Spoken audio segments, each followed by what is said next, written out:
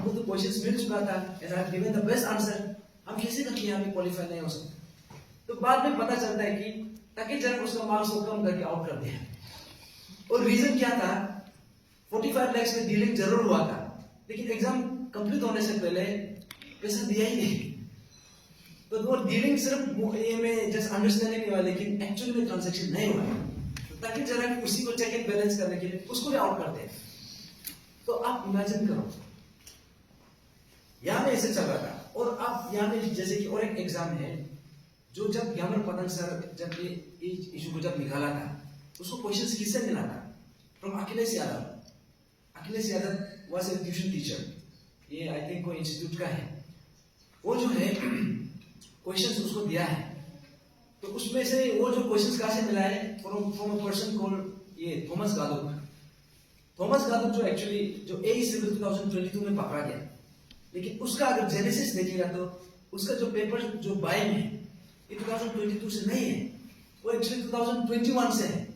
जब JEE civil आर्थिक JEE 2021 जब हुआ था एग्जाम, उसमें क्या किया है, वो पर्टिकुलर एग्जाम के लिए 43 लाख ऑलरेडी ट्रांजैक्शन हो चुका था। उसका जो थॉमस गादुक का जो पिताजी धनंजय गादुक ने एक ब्रोकर है तामासारो के थ्रू से ताकि जरा को ऑलरेडी पैसा खरीद चुका, मैं पेपर खरीद चुका था। लेकिन क्या किया है, उसको भी वो भी ऐसे केस था, उन्होंने लाइक ये जो प्रीलिम्स जो है, प्रीलिम्स तो ऑब्जेक्टिव क्लियर हो गया क्योंकि एडवांस में क्वेश्चन पेपर मिला है, तो मेंस पेपर जो है ये में एडवांस में मिलने के बावजूद भी क्लियर नहीं कर पाए। तो यहाँ में ऐसा है कि इसमें दो रीजन हो सकता है। एक रीजन ये है कि मे भी थॉमस गादुक ज्यादा ही दम था और ज्यादा गधा था कि क्वेश्चन पेपर मिलके भी क्लियर नहीं कर पाए। That is one aspect. The other aspect is that जो कंपटीशन है पॉसिबली पेपर बायर कर बीच में हो रहा था।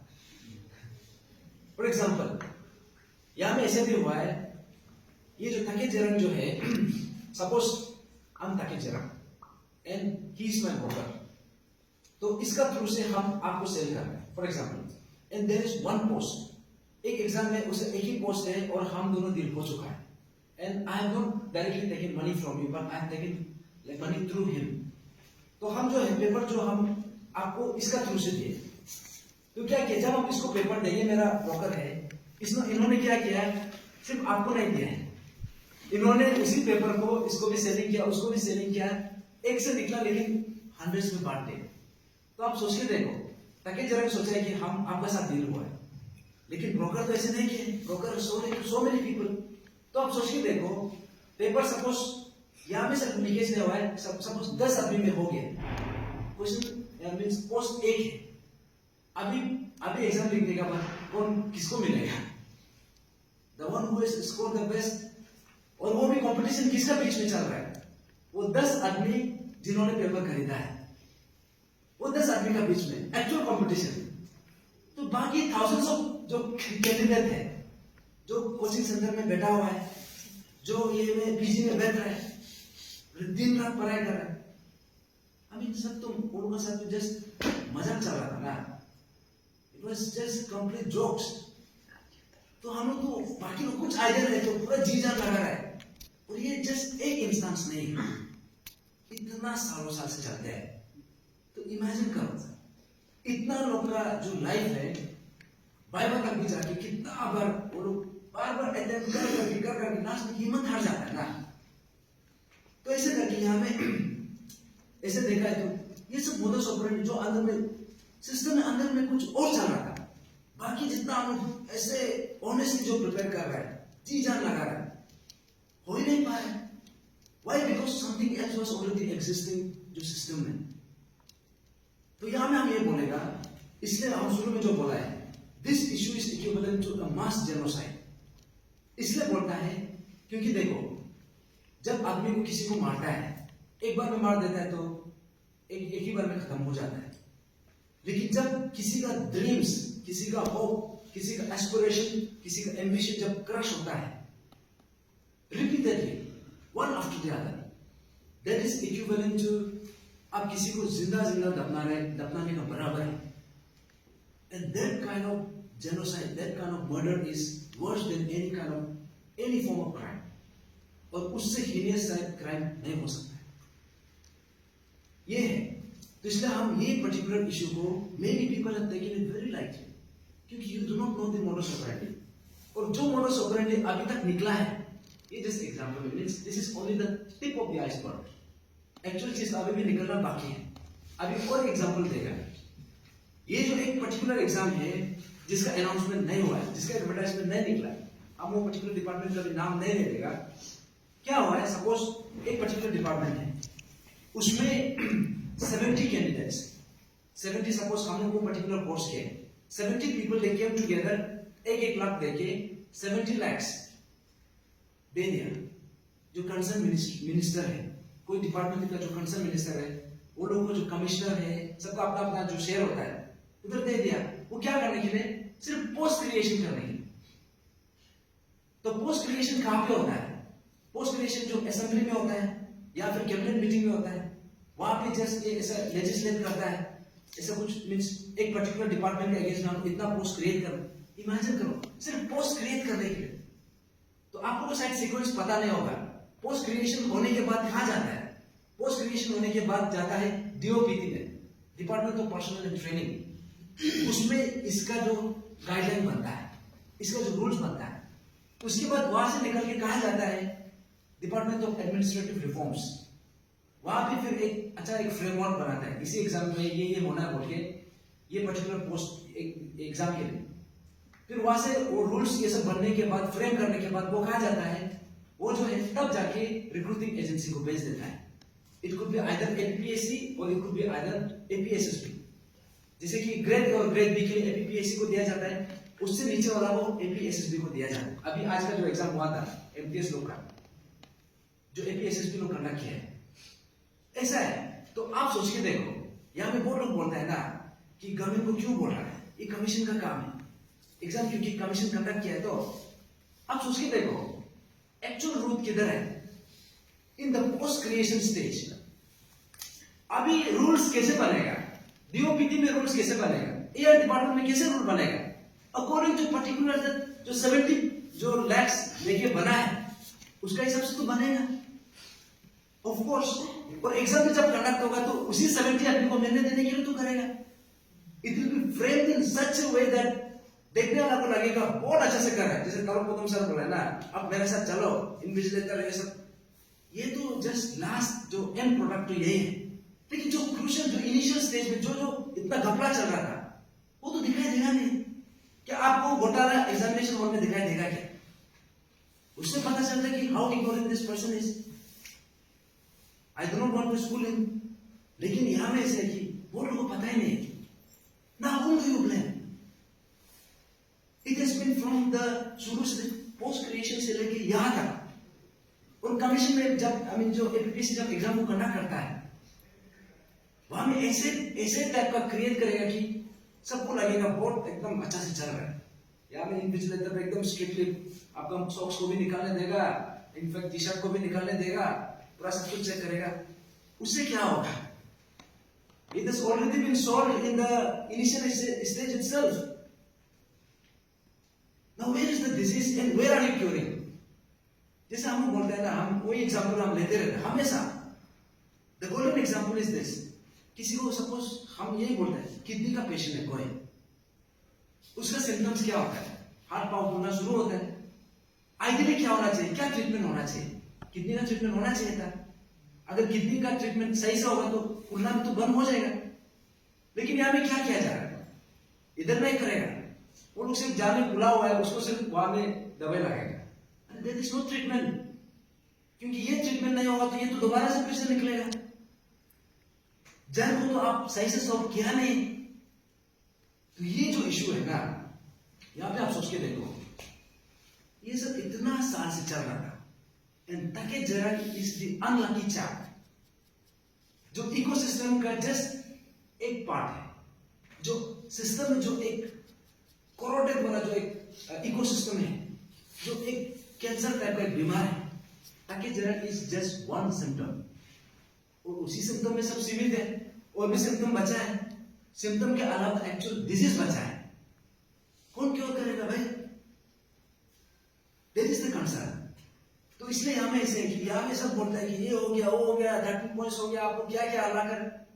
भाई यहाँ में सिर्फ आप यहाँ में जो सूरत है उसी में आप थोड़ा बहुत हम लोग को ये लोशन लगा दिया और बोल रहे कि आप हो गए। और हम खुद पेशेंट, क्योंकि patient knows what where the pain is, patient knows what the disease is. Doctor कभी नहीं बोल सकेगा, डॉक्टर को भी मालूम तब चलेगा जब पेशेंट खुद बताएगा। अभी पेशेंट बोल रहा है, आगे भी दर्द हो रहा है बोल रहा है, फिर भी डॉक्टर जबरदस्ती बोल नहीं नहीं नहीं आप ठीक हो चुके हैं, ऐसे टाइप का तो चल रहा है ना। तो आप सोच के देखो, if you actually go through the modus operandi of this scam, this is a very very serious scam and this is equivalent to the highness of the crimes. और जैसे हम लास्ट टाइम एक IPS ऑफिसर से I was talking to him, he was वो भी बोल रहा था I do not know why government is not serious, क्योंकि ये जो स्कैम है ये नॉर्मल बाकी जैसे कि फॉर एग्जांपल रोड का हो गया या फिर कोई स्कीम को लेके घोटाला करता है ना, वो जो एक पार्ट ऑफ द ये है। लेकिन ये जो स्कीम है you are literally playing around the future of the young minds. और एक आदमी का पीछे में बहुत आदमी पीछे होता है, ऐसे नहीं बोल सकते सपोज आई एम डिप्राइव्ड, हम अकेला नहीं है, मेरे पास मेरा पीछे में मेरा फैमिली है, मेरा सोसाइटी है। लाइकवाइज किसी को डिप्राइव होता है उसका पीछे में so many people are looking forward. जब वो फेल होता है despite repeated attempts, despite being so much deserving, last में क्या होता है हमको कोई डाउट करने लग जाता है, शायद maybe I was not born no deserving, शायद I was not born to, I was not meant to get this. और सोसाइटी में क्या होता है आप सबको पता है, हम ऐसे स्टेज पे है, ऐसे फेस ऑफ लाइफ में है ना। अभी हम पार्टी में भी घूमने से सबसे पहले क्या पूछते हैं, अच्छा आप क्या करते हैं आजकल, क्योंकि पढ़ाई तो हो गया तो you do not have the answer. अभी बोल भी नहीं सकते हम, इंडिपेंडेंट भी नहीं बोल पाते हैं और डिपेंडेंट नहीं बोलने के लिए सर्व करते हैं। अब किस किस को मांगेगा, माँ पिताजी को तुम नहीं मांग सकते बार बार, और इंडिपेंडेंट भी तो नहीं कर पा रहा है। दैट इज बिकॉज जो सिस्टम वहां पे that is somehow, that is हम लोग को ये चीज से हम लोग को डिप्राइव कर रहा है। और हमें बोलते हैं कि देखो जैसे लास्ट टाइम पेमा खानू सर ने क्या बोला, be a job provider, don't be a job dependent. जैसे कि बोलते हैं आप गवर्नमेंट जॉब का पीछे में क्यों भागता है, आप अपना बिजनेस शुरू करो, ये करो, एंटरप्रेन्योरशिप करो। सुनने में बहुत मजा है, वाह ये तो अच्छा बात बोल रहे हैं, लेकिन but not everybody is born with a golden spoon like him. Not everybody is capable of, कोई अफोर्ड नहीं कर पाता है हर कोई, मे बी सम कोई सेक्शन है जो अफोर्ड कर पाए, but not everybody, majority of the population can not. If you see, if you scrutinise, अगर उसका स्टेटमेंट को अगर अच्छा से देखें, that is an insulting statement. जो ऑलरेडी हम बुंदे थे उसको अपन और नमक से रखा। गवर्नमेंट का रोल क्या होना चाहिए था, they should be creating more post, they should be creating जो एग्जामिनेशन जैसे एबीपीएससी एग्जाम होता है जो combined exam, it happens I think 5 years में या फिर 10 इयर्स में एक बार होता है।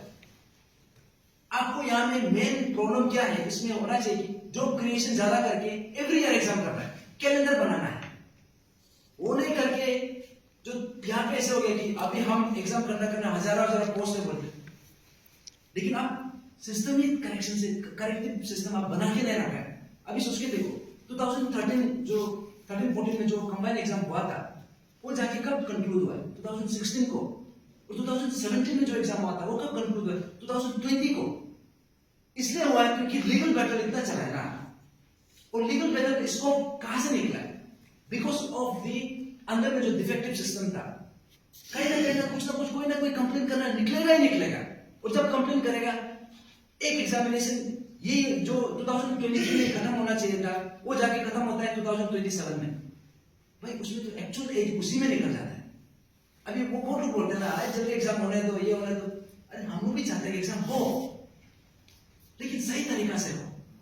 अब आप सिस्टम को ये करेक्टिव नहीं बनाएगा तो कल वो तो फिर से दोबारा निकलेगा ही निकलेगा, डिमांड तो दोबारा निकलेगा ही निकलेगा। इसलिए यहाँ में बहुत कुछ यहाँ में बोला जाता है, हम लोग को भी बहुत वेरीफाई करने का कोशिश किया है।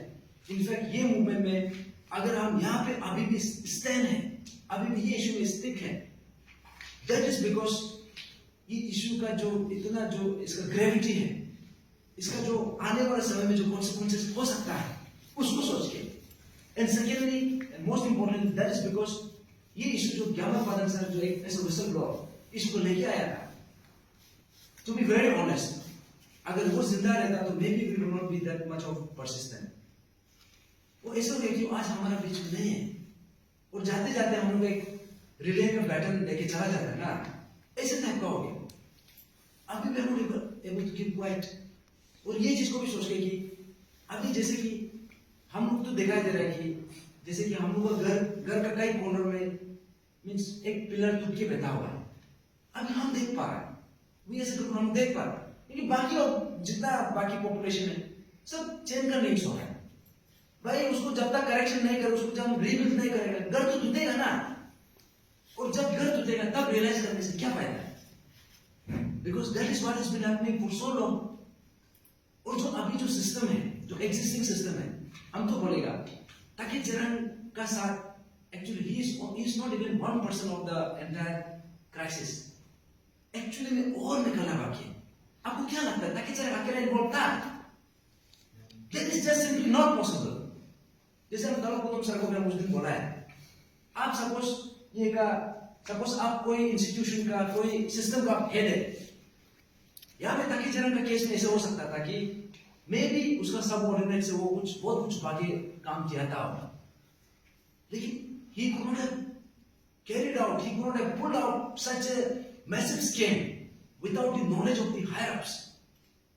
और अभी हायर अप्स में किसका नाम निकलेगा?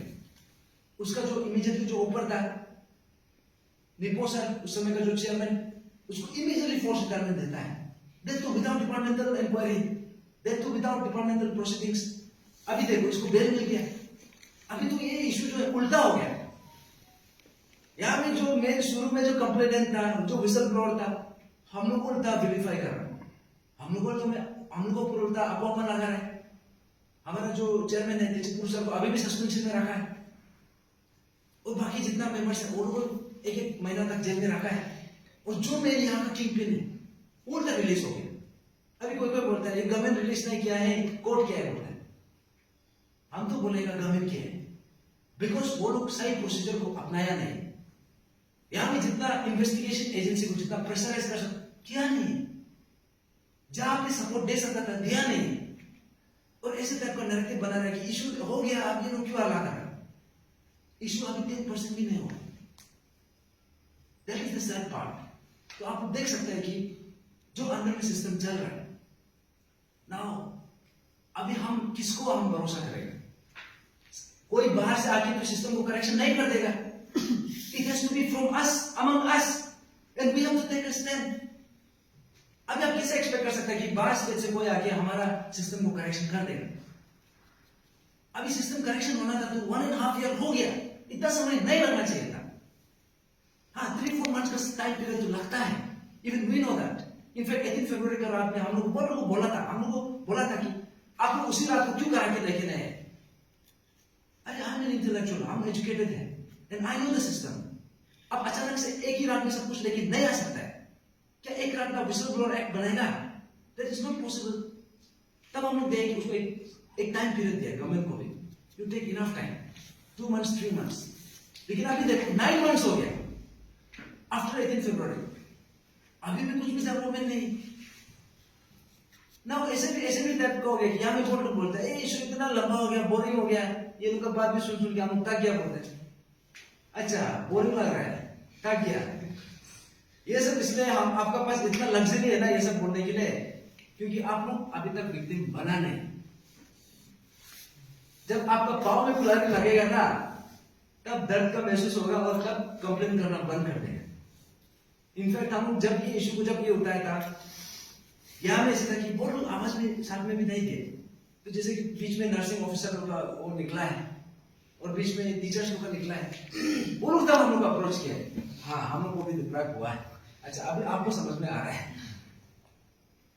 Until unless you become a victim, you don't realize। और हम ये बात को बोल रहे हैं कि why do you have to wait to become a victim? Certain things you have to learn from others' mistake। आप खुद गलती करके सीखना जरूरी नहीं है। आप खुद पेन को गो थ्रू करके वो चीज दर्द क्या वो महसूस करने की जरूरत नहीं है। आप दूसरा का जो वो डिप्राइव हुआ है दूसरा को जो दर्द मिला है उससे भी आप सीख सकते हैं।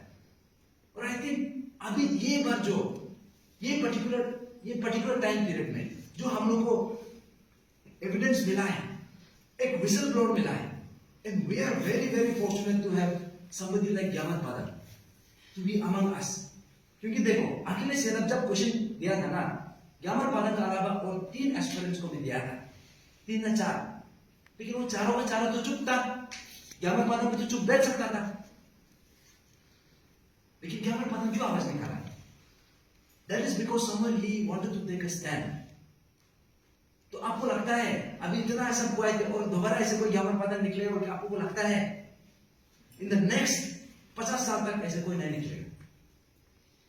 आई want to be proven wrong, but according to my analysis के हिसाब से हम जितना हम देखा है नहीं निकलेगा। Because we as human being naturally we are selfish creature. ऐसे टाइप हो गया ना, मोहल्ला में जो कॉलोनी में एक कॉर्नर में आग लग गया, आइडियली ये होना चाहिए कि पूरा कॉलोनी का आदमी मिलकर जाके आग को बुझाना है। तो अभी ऐसे हो गया, जब कॉलोनी का किसी एक घर में आग लगाए तो सब अपना रूम में चुप रहा है। हाँ मेरे यहाँ में नहीं आ रहा है, घर को सिर्फ वो कर रहा है। उसको अंदाजा नहीं कि वही आग जो है अगर उसको नहीं बुझाएगा वही सेम आग आपका घर को भी जलने जा रहा है। उसी सेम आग भी आपका घर को जला के राख करके रख देगा। तो ऐसे सिचुएशन है।